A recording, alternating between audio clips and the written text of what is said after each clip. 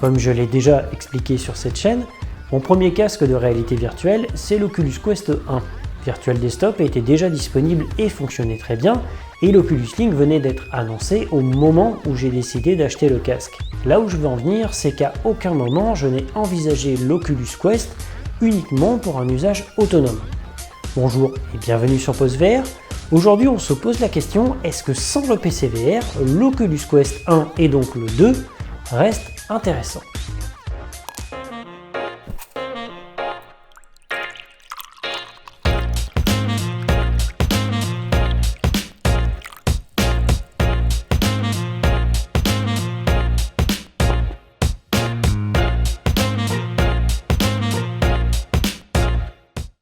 Autant vous le dire dès le départ, de mon point de vue, oui, le Quest reste intéressant.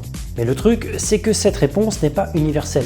Elle dépend de vous, de vos goûts en matière de jeux vidéo notamment, et de l'usage que vous prévoyez pour le casque. Et c'est pour cela que je vais vous parler de mon expérience personnelle, des jeux ou expériences qui m'ont marqué, tout d'abord en PC VR et ensuite de manière autonome avec le Quest. Pour commencer, voyons ensemble ce qu'est le PC VR. On parle de PC VR à partir du moment où votre jeu ou votre application tourne directement sur votre ordinateur et est diffusé dans votre casque de réalité virtuelle. Il ne faut pas confondre avec ce que propose par exemple SideQuest, à savoir de connecter votre casque à votre ordinateur pour installer le jeu sur le Quest afin d'y jouer en autonome. Schématiquement, l'ordinateur s'occupe de l'intégralité des calculs et votre casque de réalité virtuelle, lui, va simplement décoder le flux vidéo envoyé par votre ordinateur. Et ce, peu importe la technologie utilisée, que vous soyez sur une application de type Virtual Desktop ou Airlink ou que vous utilisiez le câble Link directement. D'ailleurs, pour information, lorsque vous voyez la mention Rift S sur le store d'Oculus par exemple, cela veut dire que le jeu est compatible avec l'Oculus Quest mais uniquement en PC VR. Je dirais que le PC VR comporte deux avantages principaux. Le premier, c'est que votre ordinateur étant bien plus puissant que le Quest 2, vous allez pouvoir accéder à des applications bien plus gourmandes en ressources et surtout bien plus abouties techniquement parlant. Personnellement, les expériences en réalité virtuelle qui m'ont le plus marqué sont des jeux PC VR justement. Il y a bien sûr Half-Life Alyx, que tout le monde connaît, et qui constitue un jeu majeur dans l'histoire de la VR, déjà grâce à ses graphismes magnifiques, mais aussi grâce à l'ajout de tout un tas de mécanismes de gameplay innovants. Mais pour être tout à fait transparent, ce n'est pas mon jeu préféré en matière de réalité virtuelle. J'ai passé un bon moment dessus, mais grosso modo c'est un FPS. Magnifique et vraiment sympa, surtout avec cette sensation d'immersion liée à la VR, mais ça reste un FPS. Non, le jeu qui m'a vraiment mis une claque, c'est Lone Echo. Il a beau dater de 2017, il reste magnifique encore aujourd'hui. Le gameplay intégralement en apesanteur est vraiment bien fichu, la direction artistique et l'immersion sont excellentes et les personnages principaux sont vraiment attachants. Attention, je précise que ce choix est parfaitement subjectif, le jeu n'est pas non plus exempt de défauts, mais l'ensemble de ses qualités et surtout ce degré d'immersion dans l'espace me font oublier tout le reste. Le deuxième avantage, c'est que vous avez accès à une quantité énorme de jeux sur différents catalogues et surtout à différents prix. La réalité virtuelle étant disponible sur PC depuis 2016, le catalogue de jeux est vraiment étoffé. De plus, les jeux PC VR bénéficient des mêmes avantages que les jeux PC tout court, à savoir les différentes offres promotionnelles, bundles, soldes et autres réductions disponibles sur les différents stores, sauf bien sûr pour les exclusivités Oculus qui ne sont disponibles que sur le store d'Oculus, ce qui limite considérablement le nombre de réductions.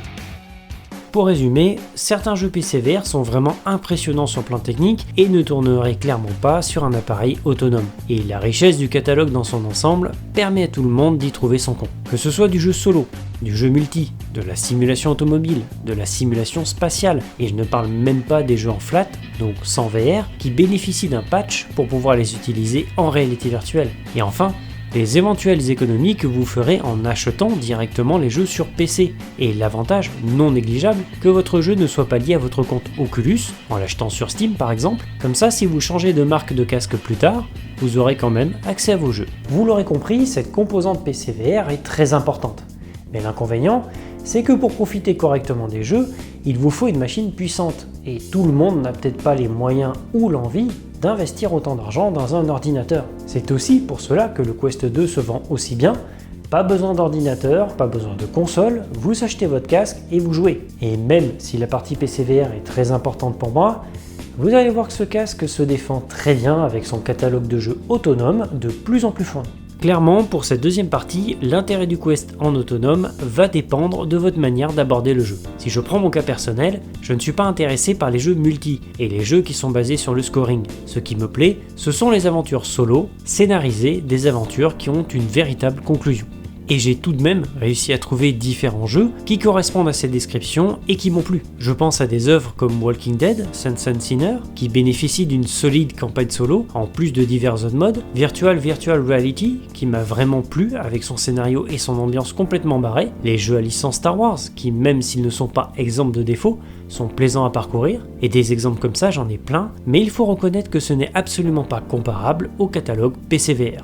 Par contre, je peux aussi vous parler d'une personne de mon entourage qui a craqué sur le casque et qui comptabilise aujourd'hui plusieurs centaines d'heures sur un seul jeu, en l'occurrence Beat Saber, l'un des jeux de rythme les plus populaires et ce quelle que soit la plateforme. Et je vous ai parlé de Beat Saber pour les jeux de rythme, mais j'aurais tout aussi bien pu vous parler de Odika, qui est tout aussi excellent. Pour les jeux multijoueurs, vous avez des équivalents à ce qui se fait déjà sur PC, notamment Population 1, qui représente fièrement le genre Battle Royale en réalité virtuelle, et même si je ne le pratique pas, vu son succès, j'en déduis qu'il est vraiment bon pour ceux qui aiment le genre bien sûr. Mais vous avez aussi des FPS multi plus classiques, avec chacun leur style, certains étant plus réalistes que d'autres. Et je tiens à préciser que malgré ce que je vous ai dit avant, concernant les jeux solo à scénario, qui sont clairement mes jeux préférés, j'ai moi aussi des applications entièrement autonomes sur lesquelles je reviens régulièrement. Je peux prendre l'exemple de Pistol Whip, qui bénéficie de mises à jour régulières et gratuites de la part des développeurs, Thrill to the Fight, qui est tout aussi fun que fatigant à jouer, étant donné qu'il va vous faire pas mal de sport, et je prends même du plaisir à jouer à EcoVR, alors que je déteste les jeux multi,